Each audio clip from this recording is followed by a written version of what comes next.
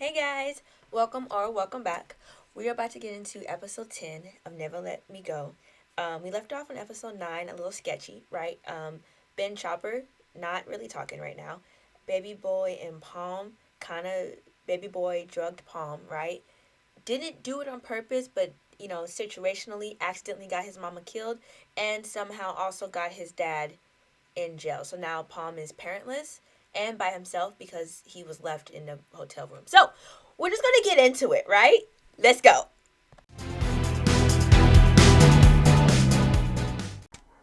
If I had to pick a Valentine's Day episode, this would be it, okay? Because what were those moments that we didn't see before that were here? Okay, the moments between Baby Boy and Palm, oh my gosh, they were gorgeous, okay?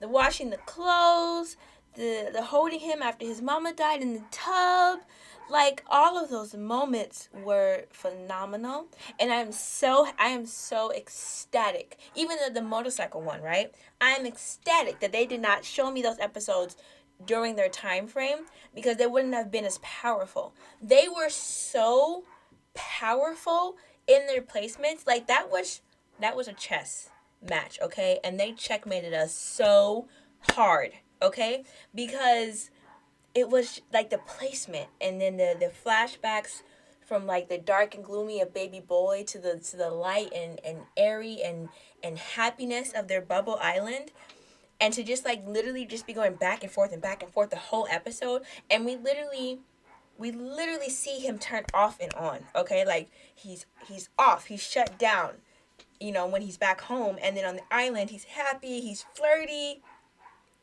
It was literally both sides of him today, and it was amazing. It was amazing to see him in his element. Okay, he put on his big boy pants. Baby Boy was not playing. He confronted everybody and he was giving big boss energy. He was like, "This is my turf and I'm tired of everybody walking all over me. I'm about to show y'all who runs this," okay? And he showed them. Uncle over here acting like he's gonna come back with something. What you gonna bring, Unc? Cause I promise you, I already brought it. Okay.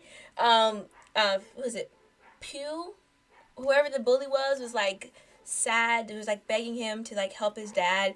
And then I was trying to figure out what level of petty we were on, right? Because there's levels to petty. And so I was like, I don't think we want to be on that level. I mean, he got into a deep bow. Okay, that is a humbling position, okay? But I didn't think we were on that level of petty just yet. So I was like, okay, he's gonna forgive him, but I'm gonna need him to get up because he was low. He was on the floor, okay? Um and then the thing with the cousin, see, the cousin is stuck between a rock and a hard place because technically he cannot write out his dad because his dad's got connects in the police department, right? Also, technically, he's the only one who can write out his dad because he's the only one with the actual proof showing that his dad did what he did. So, you just need to find some uncorruptible cops and then you'll be in the bag. But who knows who is and who is not corrupted, right? That's where we're at right now. Oh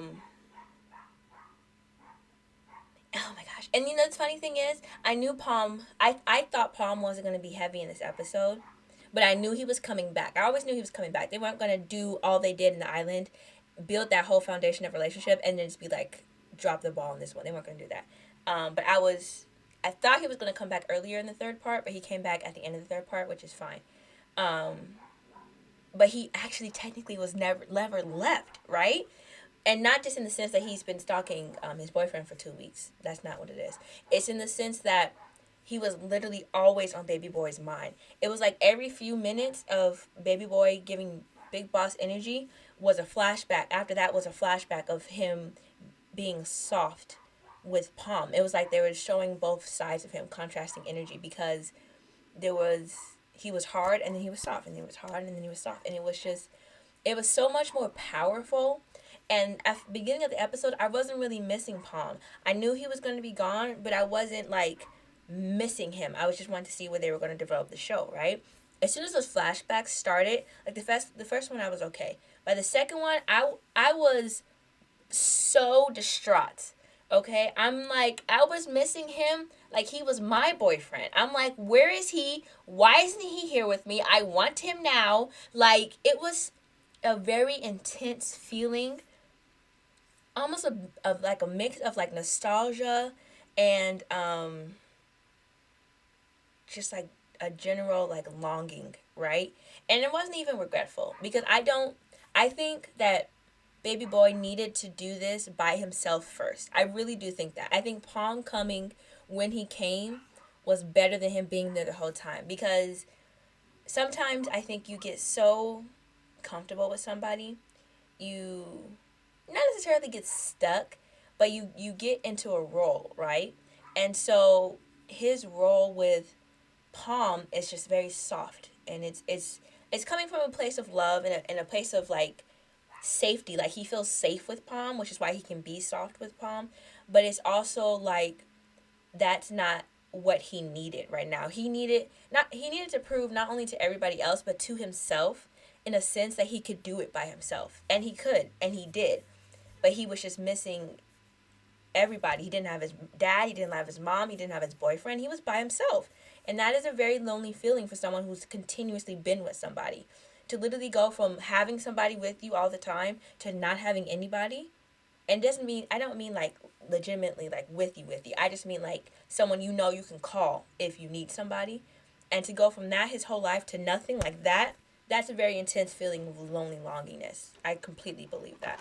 There's no doubt in my mind that he was lonely and sad. I think that he played that so well. I mean, like the actor they chose for Noon Baby Boy was excellent. He, I don't know. I think even though there was moments where his facial expressions were kind of limited, it oddly worked for me. You know, like I wasn't turned off by the range or whatever. Also, who was dressing him? Because I have questions. Okay, that blue jacket, bad decision. Let's never do that again. The green was okay, but I really think we should stick to blacks and grays because the others were just not. It's not his color. It should not be on his color wheel. So let's not bring those up again, ever, ever. Okay, so let's talk about Ben. Not Ben, Chopper. Chopper was trying to have a big boy moment. And you can see that he was trying to have a big boy moment with his daddy. He was out there telling his father off. He was saying words. His voice was raising some octaves. And the whole time I was like, I'm going to need you to shush because your daddy will shoot you. I have no doubt in my mind that he will hold a gun to his son's face because right now he's all about getting that position of power that he don't even own. And yet somehow thought he was going to automatically get because he killed his brother. Like, that's not how life works, son. Okay? But when that slap came, I was like, not that he deserved it, not that he earned it, but I just saw it coming. Because he wasn't going to let him talk to him like that. And the way that he played off Ben was not convincing. I was not convinced that boy meant nothing to you, so I'm pretty sure that's going to come back up when he has to, at some point, threaten Chopper. He's going to use Ben. There's no other option. What was Ben trying to do? I think Ben was trying to say sorry for Ben and not for Baby Boy. And the only reason I think that is because his sorry didn't come with nothing, right? It was just, like, sometimes when people say sorry for the other person, your sorry comes with something. Not necessarily a promise, but it's just sorry and, right? Sorry and I'm going to fix this. Or sorry and, here's a replacement. Sorry and. His didn't come with an and. It's just sorry. So I think he said sorry for him so he wouldn't feel guilty about what he did. And honestly, I get why he's feeling guilty, but I'm almost like, you don't even need to do that. You moved on. He's moved on. Not only that, but I mean, your father seems kind of punchy. So you weren't put in a position in which you could have done something about something, and that's okay. Mostly, that's okay. Mostly, and he's a kid. Like, yes, they make the actors seem like more, but the character is a kid. So like we have to look at it in that perspective, and in that perspective, there wasn't much he could do. And that's just the truth. Yeah, it would have been great if he would have been out here bold, and fighting for his people and standing for what he believed. That would have been awesome. But let's be honest. most children don't go against their parents. It is a rare minority of kids who go against their parents, especially in situations like that.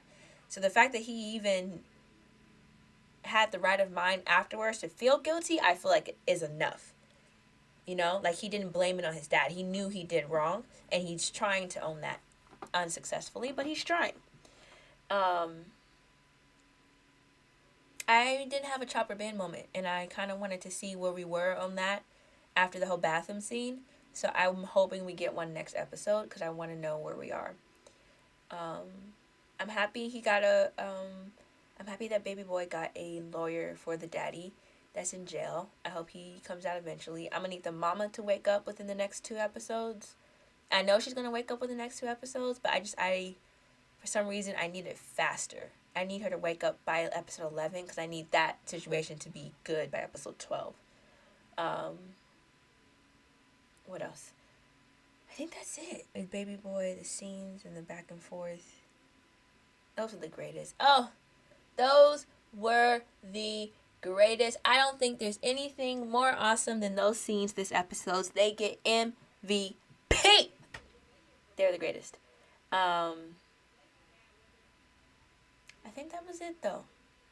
It was a good episode. Honestly, I wasn't sure how I was going to feel about it, especially after the breakup, but everything about that was awesome. I'm very excited. They got me every few. So I was like, sometimes the episode is just like, and I'd be like, and then every few episodes, it brings me back to why I'm watching this show every week, by the week, on the day, because it's an entertainment purpose, and I love it. I'm so sad it's gonna end soon. They're like seasonal. All the shows that started around the same time, they're pretty much ending within these next 2 weeks, and the new ones are starting right behind it. But it's just, that especially that first 2-3 weeks after the show ended, you're still kind of like tied to the show, like Between Us didn't come on last Sunday, and I was still kind of but now I can get through Thursdays without thinking of Love in the Air, so I feel like it's okay. But it's just kind of like, they find one to replace it to keep you hooked, and it's working. It is working. I'm not going to sit here and lie to you. But anyway, that's all from me. If you like this video and you have the time, please like, comment, and subscribe, and I'll see you guys next time.